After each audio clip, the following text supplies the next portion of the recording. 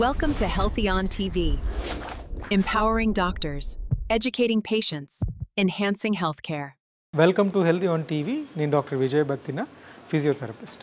So robotic rehabilitation అంటే ఏంటంటే robot based rehabilitation అని అర్థం అనమాట. అంటే మాన్యువల్గా మనం ఫిజియోథెరపీ చేస్తాము బ్రెయిన్ స్ట్రోక్ వచ్చిన పేషెంట్స్కి, head injury, spinal cord injury, రకరకాల న్యూరలాజికల్ డిసీజ్ ఉన్న వాళ్ళకి. అయితే ఈ రోబోట్స్ ఎట్లా సహాయం చేస్తాయి అంటే, చాలాసార్లు పేషెంట్స్ ఏం చెప్పేవారంటే, నేను నడవాలని ఉంది నాకు, బట్ నా కాళ్ళు చేతులు ఆర్ నా నడుము నాకు సహకరించట్లా. అంటే ఏదైనా పట్టుకొని నడవాలన్నా, నేను సరిగ్గా నుంచొని నడవాలన్నా నడుము ద్వారా, ఆర్ అడుగు తీసి అడుగు వేయాలన్నా సరే నాకు ఆ ఉద్దేశం ఉంది, నేను ట్రై కూడా చేస్తున్నా, బట్ స్టిల్ నా కాళ్ళు చేతులు నడుము నాకు సహకరించట్లేదని చెప్తూ ఉంటారు. అలాంటి సందర్భంలో ఈ రోబోట్స్ ఏం చేస్తాయంటే, దే డ్రైవ్ ద ఇంటెంట్. అంటే నడవాలనుకున్న ఒక డిజైర్ ఆర్ ఆ కాన్ఫిడెన్స్ని ఇవి ఏం చేస్తాయంటే, మన సర్టెన్ ప్రోగ్రామ్ మనం దీంట్లో డిజైన్ చేస్తాము ఒక్కొక్క పేషెంట్కి ఒకలాగా. దాని ద్వారా ఇనీషియల్గా ఇవే పేషెంట్స్ని సపోర్ట్ చేసి నడిపిస్తాయి అన్నమాట.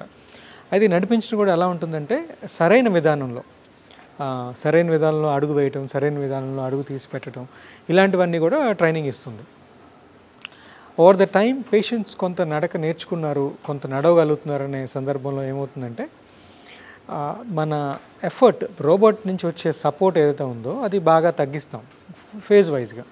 తగ్గించినప్పుడు ఆ పేషెంటే మళ్ళీ నడవటం మొదలు పెడతారనమాట.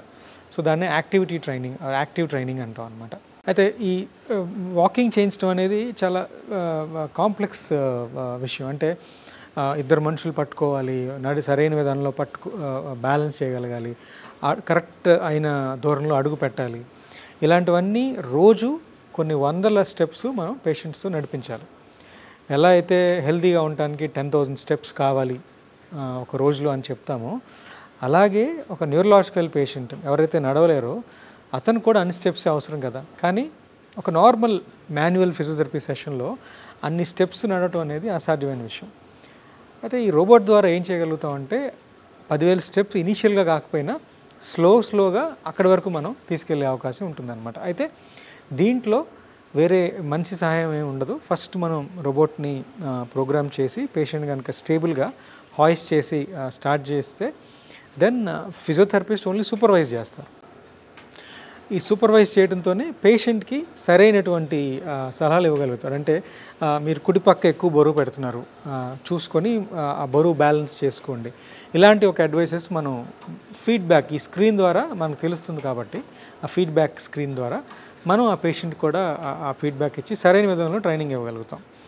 సో ఫిజియోథెరపిస్ట్కి ఆ అవకాశం జరుగుతుంది సరైన విధంగా ట్రైనింగ్ ఇవ్వడం. రెండోది, నార్మల్ ఫిజియోథెరపీ చేసి మనం వాకింగ్ ట్రైనింగ్ ఇచ్చే దానికంటే కూడా ఈ రోబోటిక్ థెరపీస్ ద్వారా త్వరగా రికవర్ అవుతారు. అంటే ఒక 6 నెలలు లేదా 8 నెలలు జనరల్గా పడుతుంది. ఎందుకంటే ఈ రోబోటిక్స్ లేనప్పుడు నేను కూడా నార్మల్ ఫిజియోథెరపీ ద్వారానే నడిపించేవాడిని.